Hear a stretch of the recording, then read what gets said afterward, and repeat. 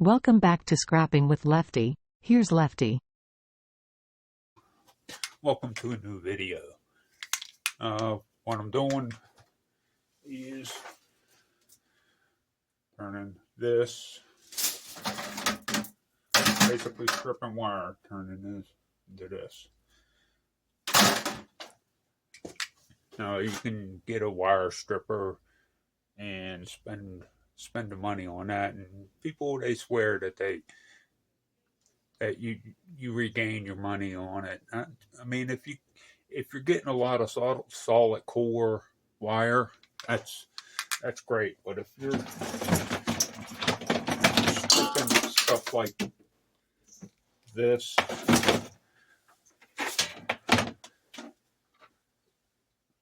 it's, to me, it's not worth it. I've stripped 12 gauge and 14 gauge Romex, and what I discovered was that you actually make less money stripping the Romex down than turning it in as Romex. All the material, all the insulation around it, it creates, it's a lot more weight, and you make it up, and it's just a waste of time. This stuff here that I'm stripping is 10 gauge, so I'm suspecting that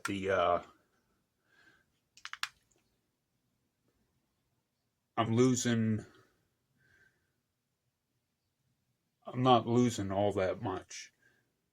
Out of 2 pounds, I'm losing like a half a pound. So, and right now, number one copper is almost $5 per pound. So I decided that I'm stripping this because it's very thick gauge wire. And I thought about saving it, but knowing where it came from, got it from work. We were trying to track down why it was shorting out, and well, it turns out that there wasn't a break anywhere, and by me stripping it, I think I figured out what was going on. If you see here, it's very charred. It was heating up, and by stripping it, some of the insulation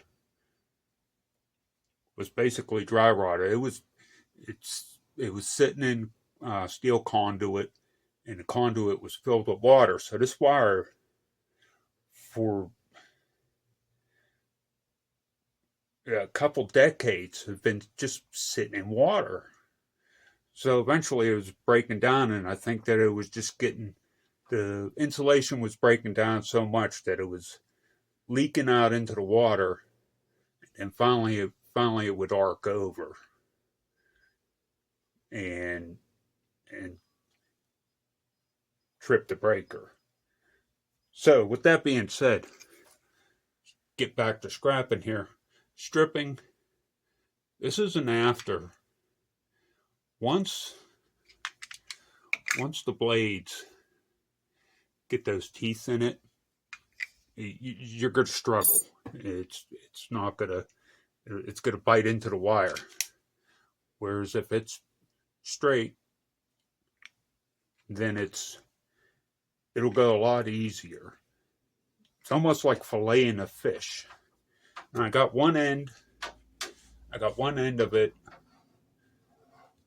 clamped down in my vise. Then I'm going to come back here, but yay far,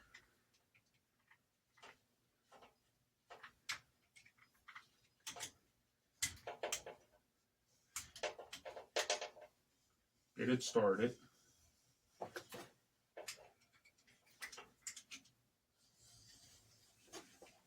It's just like filleting a fish.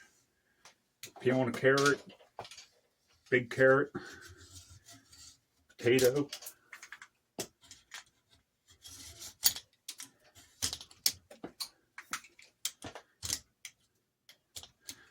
Okay, then once get up to the vise,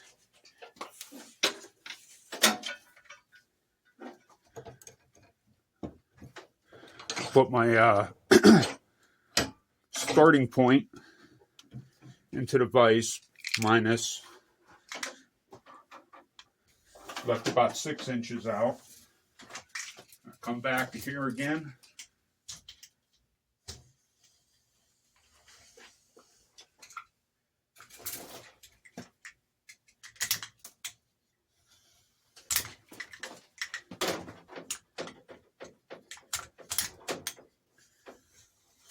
Start again.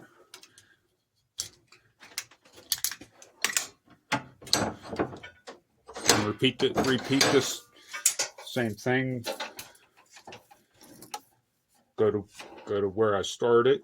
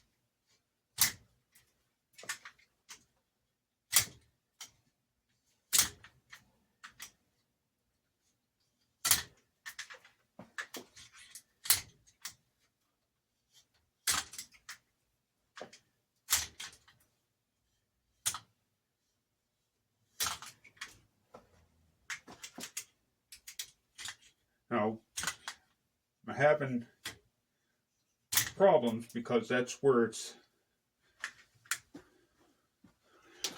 the wire. I don't know if that's like really showing up there, but you can tell that it got hot, and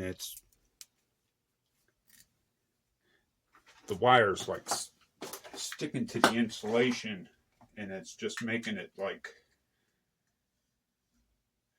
very hard to go through. You don't want to press down too hard.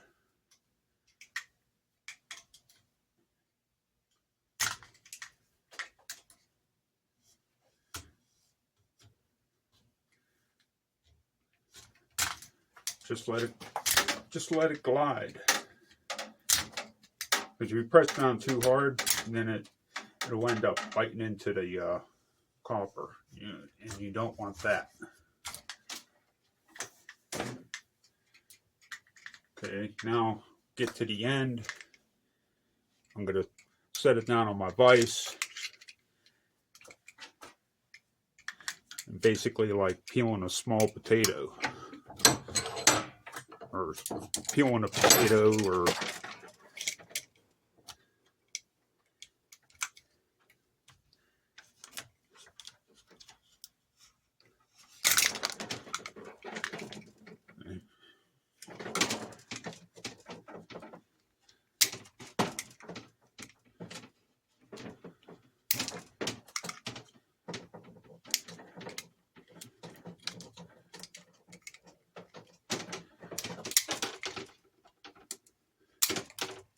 and always go away. Always go away from you. Don't go towards yourself or towards anybody else.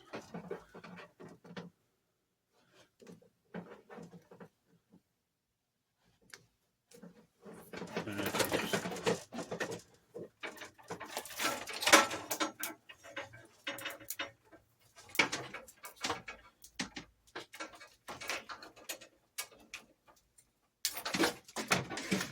as easy as that.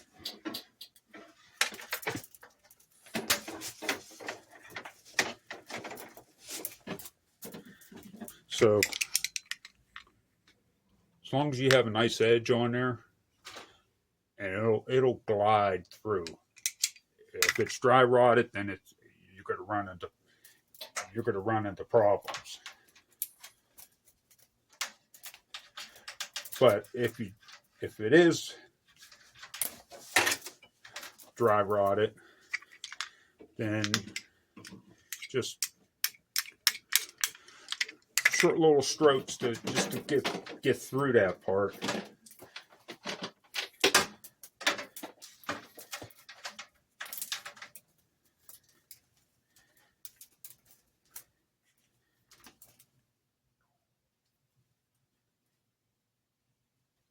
And I got this where I started. Or where I had it in the vise, so take that off and then put it in with my in my bucket here. So I hope this helps you out if you're thinking about getting a wire stripper. Me, I don't believe that it'll take a long time for me to make up the cost of that. But if you're getting a lot of this, yeah, go ahead and get it. It'll help you out. But if you're just getting cords like this, I mean, that little bit of wire, that's not gonna, you're not gonna get a lot out of that. So take care, scrap safe, peace.